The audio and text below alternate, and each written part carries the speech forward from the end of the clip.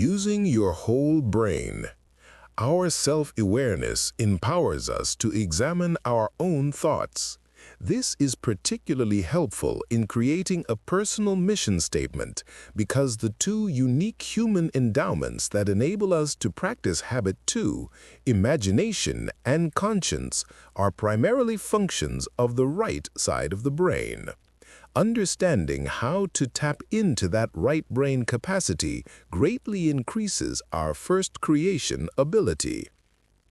A great deal of research has been conducted for decades on what has come to be called brain dominance theory. The findings basically indicated that each hemisphere of the brain, left and right, tends to specialize in and preside over different functions, process different kinds of information, and deal with different kinds of problems. Essentially, the left hemisphere is the more logical, verbal one, and the right the more intuitive, creative one. The left deals with words, the right with pictures. The left with parts and specifics, the right with wholes and the relationship between the parts. The left deals with analysis, which means to break apart, the right with synthesis, which means to put together.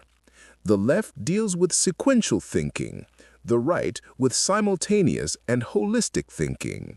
The left is time-bound, the right is time-free.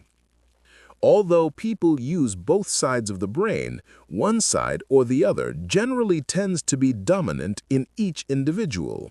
Of course, the ideal would be to cultivate and develop the ability to have good crossover between both sides of the brain so that a person could first sense what the situation called for and then use the appropriate tool to deal with it. But people tend to stay in the comfort zone of their dominant hemisphere and process every situation according to either a right or left brain preference. In the words of Abraham Maslow, he that is good with a hammer tends to think everything is a nail. This is another factor that affects the young lady-old lady perception difference. Right-brained and left-brained people tend to look at things in different ways. We live in a primarily left-brain dominant world, where words and measurement and logic are enthroned, and the more creative, intuitive, sensing, artistic aspect of our nature is often subordinated. Many of us find it more difficult to tap into our right brain capacity. Admittedly, this description is oversimplified, and new studies will undoubtedly throw more light on brain functioning. But the point here is that we are capable of performing many different kinds of thought processes, and we barely tap our potential. As we become aware of its different capacities, we can consciously use our minds to meet specific needs in more effective ways. 2 ways to tap the right brain. If we use the brain dominance theory as a model, it becomes evident that the quality of our first creation is significantly impacted by our ability to use our creative right brain. The more we are able to draw upon our right brain capacity, the more fully we will be able to visualize, to synthesize, to transcend time and present circumstances, to project a holistic picture of what we want to do and to be in life. Expand perspective.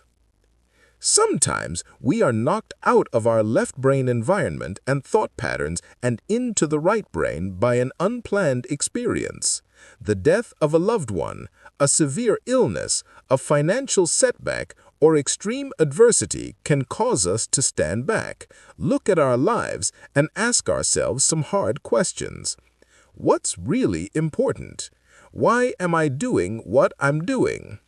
But if you're proactive, you don't have to wait for circumstances or other people to create perspective-expanding experiences. You can consciously create your own. There are a number of ways to do this. Through the powers of your imagination, you can visualize your own funeral, as we did at the beginning of this chapter. Write your own eulogy.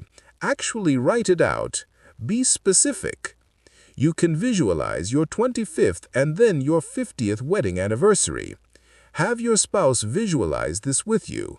Try to capture the essence of the family relationship you want to have created through your day-by-day investment over a period of that many years. You can visualize your retirement from your present occupation. What contributions, what achievements will you want to have made in your field? What plans will you have after retirement? Will you enter a second career? Expand your mind. Visualize in rich detail. Involve as many emotions and feelings as you can. Involve as many of the senses as you can. I have done similar visualization exercises with some of my university classes. I tell my students, assume you only have this one semester to live, and that during this semester you are to stay in school as a good student. Visualize how you would spend your semester. Things are suddenly placed in a different perspective. Values quickly surface that before weren't even recognized. I have also asked students to live with that expanded perspective for a week and keep a diary of their experiences. The results are very revealing. They start writing to parents to tell them how much they love and appreciate them. They reconcile with a brother, a sister, a friend where the relationship has deteriorated.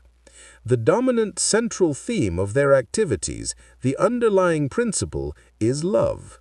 The futility of bad-mouthing, bad thinking, put-downs, and accusation becomes very evident when they think in terms of having only a short time to live. Principles and values become more evident to everybody. There are a number of techniques using your imagination that can put you in touch with your values, but the net effect of every one I have ever used is the same. When people seriously undertake to identify what really matters most to them in their lives, what they really want to be and to do, they become very reverent. They start to think in larger terms than today and tomorrow.